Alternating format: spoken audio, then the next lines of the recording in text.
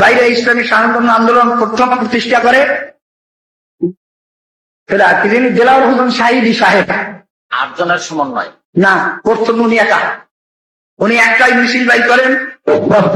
বললেই হবে না, মহল্লায় মহল্লায় সংগঠন তৈরি করুন, ইসলামী শাসনতন্ত্র আন্দোলনের এই বিরাট কাফেলায় সামিল হয়ে যান। এবারের আন্দোলন হবে ইসলামী শাসনতন্ত্র আন্দোলন। কিসের আন্দোলন? আমরা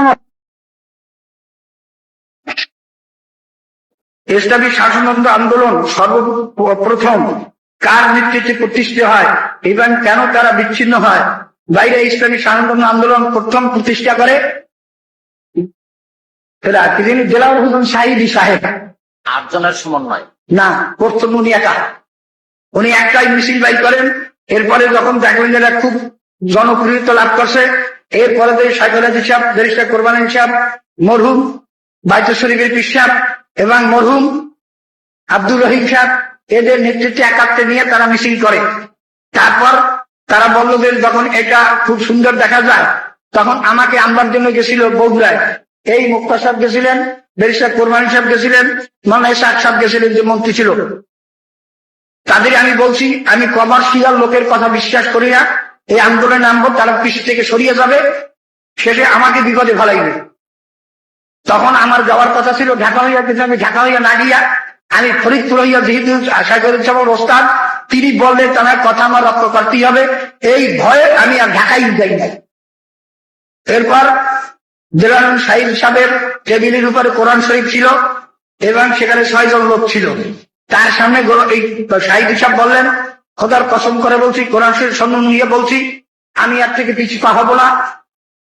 এই কসম করার পরে যখন আমার কাছে ব্যারিস্টার কোরবানী সাহেব গেলেন, হুজুর এইভাবে কসম করা হয়েছে, সবাই কসম করছে, তখন আমি মনে করলাম কসম করার কথা যদি আমি বিশ্বাস না করি তাহলে আমারই তো ইমানের ঘাটতি। তখন বাধ্য হয়ে আমি বললাম যে ঠিক আছে আমি যাব, কিন্তু আমি নেতৃত্ব দেব না, আমাকে সদরও বানাইতে পারবেন না, সাংবাদিক সম্মেলনে আমি বক্তৃতা দিতে পারবো না। এই শর্তের উপর আমি গেলাম 3 তারিখ।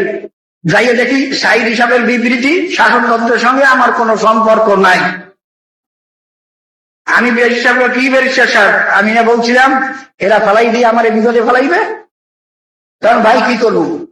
তখন ওই মরহুম সৈয়দ সাহেব, আব্দুল্লাহ মাদানী সাহেব, ওই চিরাঙ্গের ইমাম সাহেব, তিনি বলেন যে আমার ছাগলটা গেল কোথায়? দেখো সে আমার ছাগলটা কোথায় গেল, আমাকে চিঠি লিখছে সে কোথায় গেল, এরকম বলতেছিল। শেষ পর্যন্ত তারা বললো যে তোমারই সাংবাদিক সামনে বক্তৃতা দিতে হইবে। আমি ব্যারিস্টার সাহেব বললাম, কি ব্যারিস্টার সাহেব, আমি কি শর্ত লাগাইছেন, এখন কি হইল? তো বাইর থেকে মুরব্বীদের কথা ভালানো যায় না। 3 তারিখ বক্তৃতা আমি দিলাম, তারপর তো 13 তারিখ যা ঘটলো তা তো আপনারা জানেন। এই শাসনতন্ত্রের প্রতিষ্ঠা এবং সাহিদ হিসাবের, তারপর আহাদ সাহেবের, সৈয়দ মাদানী সাহেবের এবং বাইতুল শরীফ পীর সাহেবের, আমার এবং আব্দুর রহিম সাহেবের এই কদমের দস্তখত সহ রসিদ ছাপানো হয় কুফর।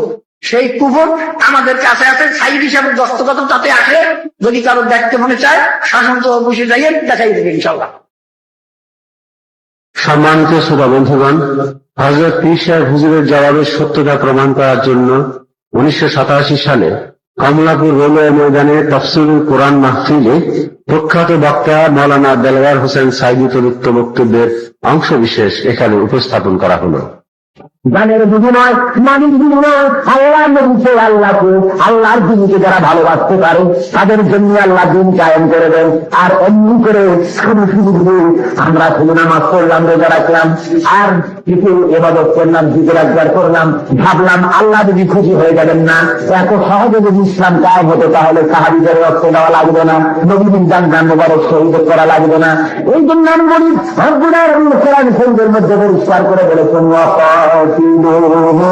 حتى لا تكون فتنة ويكون الدين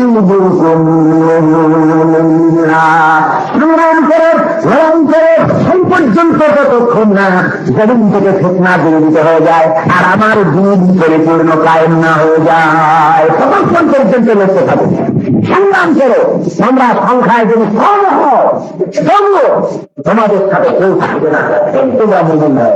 ওয়ালা তাহিনু ওয়ালা তাহজানু ওয়া আনতুমুল আ'লাউনা ইন কুনতুম মুমিনিন। মহান আল্লাহ রাব্বুল আলামিন বলেন, কোনো ভয় নাই, কোনো চিন্তা নাই, যদি তোমরা মুমিন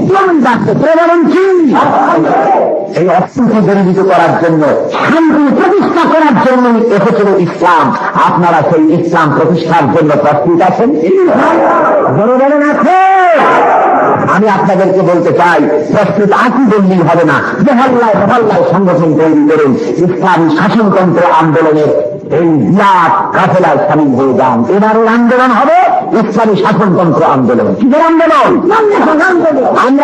আমরা একথা বুঝতে পেরেছি, ইসলামী শাসনতন্ত্রের অভাবেই, ইসলামী শাসনতন্ত্রের বাস্তবায়ন না হওয়ার কারণেই এই অশান্তি বেড়েছে। ইসলামী শাসনতন্ত্র বাস্তবায়ন হলে পরেই শান্তি প্রতিষ্ঠা হবে। ঠিক কিনা বল ভাইরা আমার?